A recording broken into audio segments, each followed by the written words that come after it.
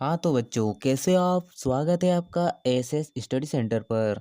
आज की वीडियो में हम अध्याय 6 को पढ़ेंगे। पिछले वीडियो में हमने प्रश्नावली 5.4 को पूरा हल कर लिया था। ठीक है, अध्याय 6 हमारा गण और गणमूल।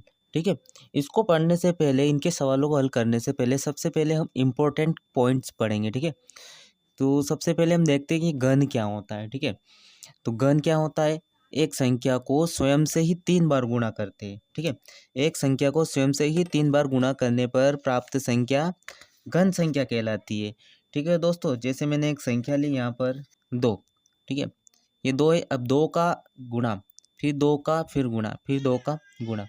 इसका अगर हम 3 बार गुणा करेंगे, 2 का गुणा 2 में करेंगे 4, 4 का गुणा 2 में करेंगे तो 8। ठीक है, ये 2 का गुणा अगर हम 3 बार करेंगे तो 8 मिलेगा। इसे ही हम घन संख्या बोलते हैं। ठीक है दोस्तों, और इंग्लिश में बोलते हैं हम इसे क्यूब। ठीक है, तो यहाँ 2 है ना, तो ऊपर 2 की घात 3 लगाएंगे, इसको भी हम 2 का घन बोलते हैं। ठीक है, तो 2 का घन कितना हो गया? 8। ठीक है, तो इसको हम घन संख्या बोलते हैं। ठीक है, उदाहरण के लिए जैसे 1, 8, 27। 27 कैसा है? 3 का गुणा, फिर 3 का गुणा, 3 का गुणा, 3 का गुणा 3 बार किया हमने, तो 27 का गुणा 27 मिल गई हमें संख्या। ठीक है, उसके बाद संकेत क्यूब रूट। ठीक है, इसको हम बोलते हैं घनमूल। ठीक है, इसको जो संकेत ये दिख रहा है आपको, यह चिन्ह है घनमूल का। ठीक है, तो घनमूल को व्यक्त करते हैं। विषम प्राकृत संख्या के घन विषम होते हैं। अगर कोई संख्या हमें विषम मिली है तो उसका घन भी विषम ही मिलेगा हमें। ठीक है, सम प्राकृत संख्याओं के घन सम होते हैं। जैसे हमने निकाले कि 2 का वर्ग, 2 का क्यूब क्या होता है? 8 होते हैं, तो 8 क्या एक सम है। अगर हम यहाँ निकालते हैं 3 का क्यूब, ठीक है, 3 का क्यूब निकालते तो क्या करेंगे हम? 3 का गुणा 3 बार करेंगे, 3 गुणा 3 गुणा 3। 3 का गुणा 3 में करेंगे तो 9, और 9 का गुणा वापस 3 में करेंगे तो क्या हो जाएंगे यहाँ पर? 27। ठीक है, तो यहाँ पर देखो 3 का हमने घन निकाला था। ठीक है, तो 3 भी एक विषम संख्या है। उसके बाद जो इसका घन निकला, ठीक है, इसका घन जो निकला वो भी एक विषम संख्या है। ठीक है, तो यह पॉइंट्स ऐसे ही बोल रहा है हमें कि अगर विषम प्राकृत संख्याओं के घन विषम होते हैं, सम प्राकृत संख्याओं के घन भी सम होते हैं। अभी बताया मैंने, किसी ऋणात्मक संख्या का घन ऋणात्मक संख्या ही होती है। अगर कोई संख्या हमें माइनस है, जैसे हम यहाँ देखते हैं कि माइनस के 2 ले लेते हैं हम, ये माइनस के 2 लिए, अब हमें निकालना है इसका घन। ठीक है, तो यहाँ पर आएगा -2 गुणा, फिर -2, ठीक है, फिर गुणा -2। ठीक है, तो ये हो जाएंगे, ये माइनस और ये माइनस तो प्लस हो गए। 2 का गुणा 2 में करेंगे तो 4 गुणा ये माइनस के 2। ठीक है, तो ये कितने हो गए? 8। 8 हुए, लेकिन क्या है? माइनस। ठीक है, इसने यही चीज़ बोली थी। क्या बोली थी? कि किसी ऋणात्मक संख्या का घन ऋणात्मक संख्या ही होती है। ठीक है, तो ऋणात्मक ही होती है, ये हमने प्रूव कर दिया। ठीक है, अब हम आते हैं प्रश्नावली 6.1 में। ठीक है, तो 6.1 बोलती है हमारी, निम्नलिखित में से कौन सी संख्याएं पूर्ण घन नहीं है। हमें बताना है कि ऐसी कौन सी संख्या है जो पूर्ण घन नहीं है। तो चलिए इसको हम हल करते हैं दोस्तों। पहला सवाल है हमारा 216। ठीक है, पहला सवाल हल करते हैं हम 216 को। ठीक है, फिर एक तरफ लिखेंगे हम 216, इसका करेंगे दोस्तों हम अभाज्य गुणनखंड। ठीक है, देते हैं हम यहाँ पर 2 का भाग। ठीक है, 2 का भाग देते हैं तो कितनी बार जाएगा यहाँ पर? 2 एक कम 2। ठीक है, ये एक लाइन खींचते हैं, 2 एक कम 2, एक बार। ठीक है, फिर कुछ एक है तो 2 का भाग नहीं जाएगा, 0, 2 8 16, 108 हो गई। वापस 2 से 2 यहाँ पर, यहाँ हो जाएंगे 2 पंजे 10 और 2 चौके 8। फिर 2 भाग इसमें 2 का, 2 दूना 4, 2 सत्ते 14। अब हो गए 27, अब 2 से भाग नहीं जाएगा, तो यहाँ लिखेंगे हम 3, 3 से भाग जाएगा, 3 नमक की 27। फिर 3 से दे दो, 3 तिया 9, फिर 3 से दे दो, 3 एकम 3। ठीक है, यहाँ पर जोड़े बनेंगे दोस्तों। क्या बनेंगे यहाँ पर? जोड़े 3 3 के जोड़े बनेंगे।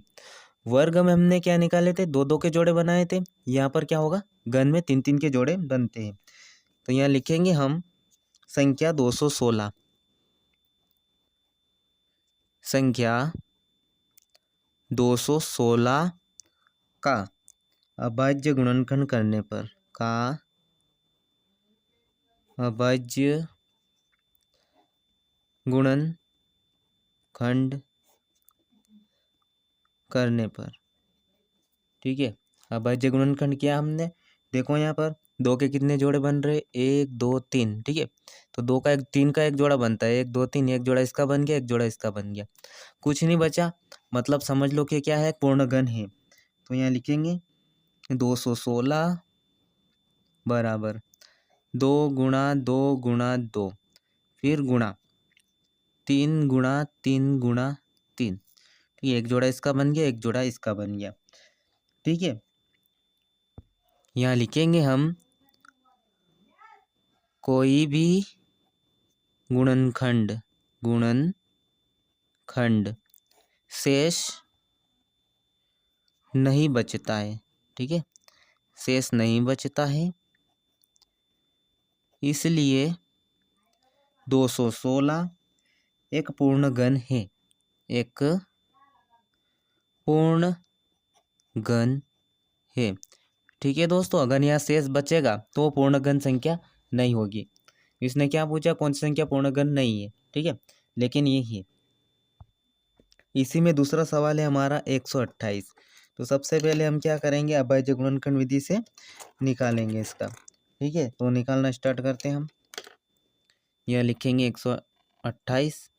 ठीक है, अभाज्य गुणनखंड करते हैं, 2 का भाग देते हैं, 2 छंग 12, 2 चौका 8, ये हो गए 64। फिर 2 से भाग, 2 तिया 6, 2 दूना 4, फिर 2 से दे दो, 2 एकम 2, 2 छंग 12, फिर 2 से दे दो, 2 8 16, फिर 2 से 2, 2 चौके 8, फिर 2 से दे दो, 2 दूना 4, फिर 2 से 2, 2 एकम 2।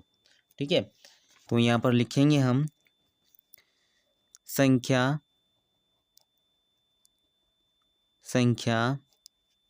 ठीक है 128 का अभाज्य गुणनखंड करने पर,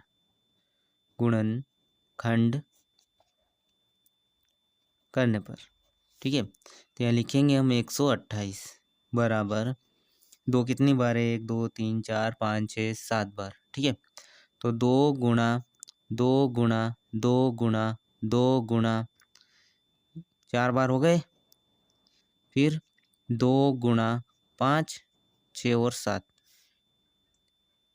7 बार है, 2 2 4 2 6 और 1 7 बार। जोड़े बना लो, इसका एक जोड़ा बन गया, फिर 3 का एक जोड़ा बन गया, मतलब 2 क्या है इसमें शेष बच गए। मतलब समझ जाओ 2 शेष बचे, मतलब क्या है, ये कोई पूर्ण घन नहीं है। क्या लिखेंगे, हमारे पास,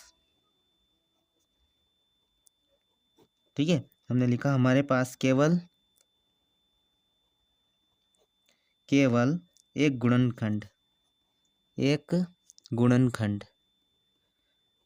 गुणनखंड अर्थात 2 शेष बचता है, इसलिए 128 पूर्ण घन नहीं है। ठीक है, आशा करता हूँ आपको ये सवाल समझ में आते होंगे। तीसरा सवाल है 1000। तो लिखेंगे हम संख्या 1000 का अभाज्य गुणनखंड करने पर। ठीक है, करने पर ये लिखा हमने। करते हैं हम इसका अभाज्य गुणनखंड। यहाँ लिखेंगे हम 1000। ठीक है, भाग देना स्टार्ट करते हैं। ठीक है, 2 से भाग देते, सबसे पहले 2 पंजे 10, फिर 0, फिर 0, फिर 2 से 2 यहाँ पर 2 दूना 4। ठीक है, एक बचा, 2 पंजे 10, फिर 0। ठीक है, उसके बाद फिर 2 से भाग दो, इसमें 2 एकम 2, 2 दूना 4, एक बच गया, 2 पंजे 10।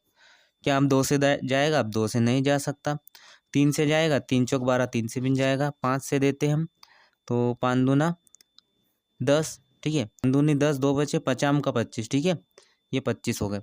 वापिस 5 से 2 यहाँ पर, ये हो गए 5 बार, 50 25। ठीक है, फिर 5 से दे दो, 5 एकम 5। ठीक है, तो लिखेंगे हम यहाँ पर, क्या लिखेंगे, 201 1000।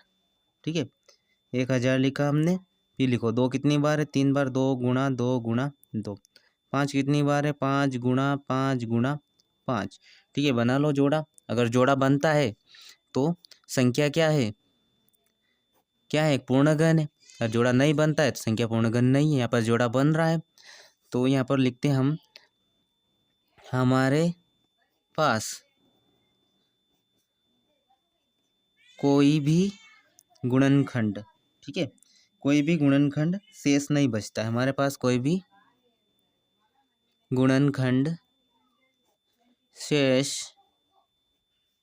नहीं बचता है, ठीक है। इसलिए 1000 पूर्ण घन संख्या है। ठीक है, यही हमारा राइट आंसर है दोस्तों। आपको पूरा का पूरा वीडियो देखना है, तभी जाके आपको समझ में आएगा कि इन सवालों को हमें कैसे हल करना है। सवाल नंबर 4 है हमारा दोस्तों 100। इसको हल हम करते हैं। ठीक है, यहाँ लिखेंगे हम संख्या 100 के अभाज्य गुणनखंड करने पर, गुणनखंड, ठीक है, करने पर करते हैं हम गुणनखंड इसका। ठीक है, यहाँ लिखेंगे हम 100। अगर इसमें 3 के जोड़े बनते हैं मतलब संख्या क्या है, एक पूर्ण घन है। ठीक है, तो देखते हैं हम यहाँ पर 2 का भाग देते हैं, 2 पंजे 10, 0 का 0, फिर 2 से दे दो, 2 दूना 4, 1 बच गया, 2 पंजे 10, फिर 5 से दे दो, 5 का 25, फिर 5 एकम 5। यहाँ पर देखो 3 का एक भी जोड़ा नहीं बन रहा है, तो यहाँ लिखेंगे हम संख्या 100, ठीक है, संख्या 100 के अभाज्य गुणनखंड, संख्या 100 के अभाज्य गुणनखंड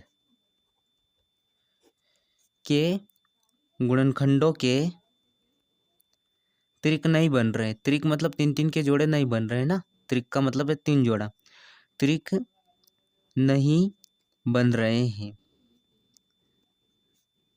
ठीक है, इसलिए 100 एक पूर्ण घन नहीं है, एक पूर्ण घन नहीं है। ठीक है दोस्तों, आ गया होगा आपको यहाँ तक समझ में। अगला सवाल है हमारा दोस्तों सवाल नंबर 5। ये सवाल आपको हल करना है। ठीक है दोस्तों, इस सवाल को आपको हल करना है और मुझे इसमें कमेंट बॉक्स में इसका आंसर बताना है। ठीक है, 46,656 इसको आपको हल करके बताना है। और याद रहे, कमेंट बॉक्स में इसका आंसर ज़रूर देना है आपको। ठीक है, अगर आपको वीडियो अच्छा लगा हो और अगर सब कुछ समझ में नहीं आया हो तो आप कमेंट बॉक्स में बोल सकते हो।